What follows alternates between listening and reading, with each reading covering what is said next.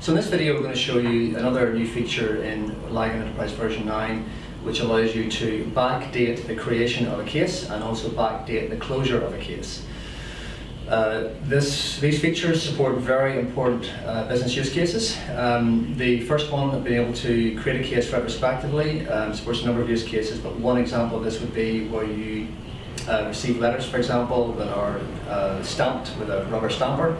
Let's say they arrive on a Monday and they're stamped, but they might not be entered into the system until a Wednesday.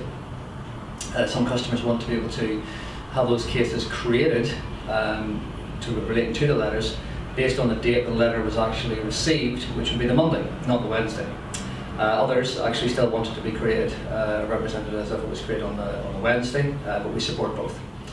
So now in version 9. So being able to backdate the case creation to the Monday is one of the features we support, and therefore that use case.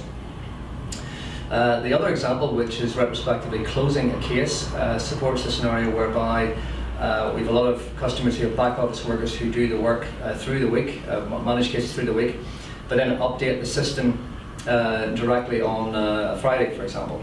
So they might, typically the scenario would be they print off work orders from the system, from reforms, for example. They go out and do the work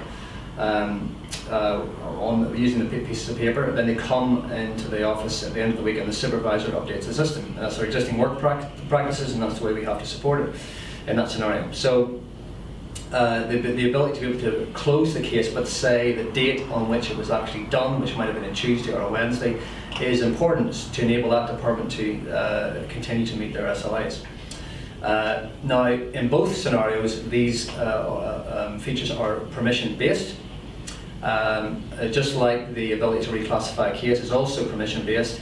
I'm going to start to look at that configuration first.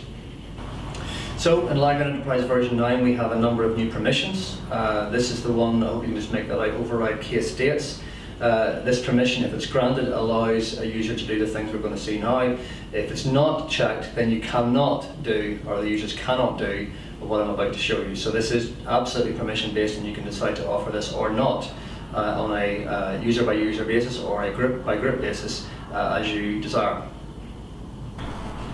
Okay, so let's look how the various user clients support this new feature of backdating create cases and also backdating closed cases.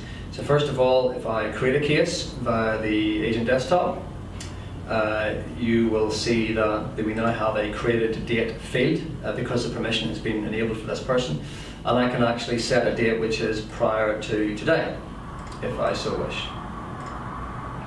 Okay, and I can change the date and time as well. So I'm not going to do that. I'm just going to cancel that. But you can see that that feature is there. In version 8, you did not have a create date field there, or at least one that you could actually edit. Then let's look at updating an existing case. So I just went too quickly there. So we're selecting a case here, this misbin one, and I'm going to update that. And you can see once again I have the ability to go in and update the created date. Again, pardon me, I want to stress that is permission-based. So I won't change it. I know I will change that actually. Let me just change that quickly. So we'll change that to the 27th. And there we've done it, and you see there it's changed. You can see that from 28 to 27. 28 to 27. I'll just bring that up again just in case you don't see it there. And then it's 27. Okay, so we've done that. Again, all permission-based. The other thing you can do then is when you close the case, and we'll just look at that. We now have an option to, so those stuff here like the case is resolved, description is all the same, but we now have another option to put the date on which the case was closed, and I can now do that retrospectively as well. So we'll make that the 28th, so it was yesterday, and I select that, and there we go. Let me just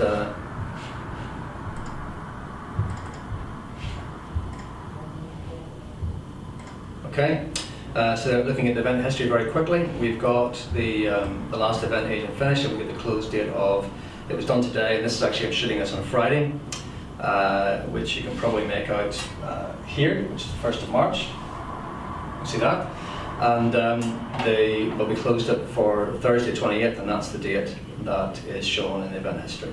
Okay, so that's how we both backdate a case and also backdate a case closure date using the Agent Desktop. Let's now look very briefly at Agent Desktop Lite. Okay, so let's now look at how we do this in Agent Desktop Lite. If I just get a case, I'll pick one that's already created. I'll pick this one here ending in 4. And let me update it first. So you'll see if I update it, the case create date is enabled, and I can actually backdate that. Let's do that as the 27th, so let's make it the 6th of February. Okay, by the way, these are shown in American format, so it's the 6th of February, not the 2nd of June. So I can do that. Let's just update that case. There we go, and create date is now 6th of February. As you can see there, 22 days ago. I can then also, so that's actually backdating an existing case. Let's also go in and close that. And again, similar to Agent Desktop, I've got the ability to backdate the case closure date as well. And there we go. So I've done that, and it's now gone because it's closed. Okay. In fact, I sort of big part there, sir. Okay, so backdate the closure date. Close date is the 7th of February 2013. So that's with an existing case. Let's just do one more piece, which is the final piece of the puzzle, which is a new case. If I create a case in Agent Desktop Lite, I showed this in Agent Desktop previously, you'll see that now I've got the case create date there as well. And again, as I said a few times now, this is permission based. You can withhold this on an individual or group basis. Okay, and the final piece, and I won't show it in this sneak peek, is the web service call. So we have the web services now support the ability to do exactly what I've just shown you through the user interface clients via the LAGAN web services. So you can do the same there as well. And again, that will be permission based as well, because our permissions work across all user interfaces, or all the interfaces, whether they're user or API based.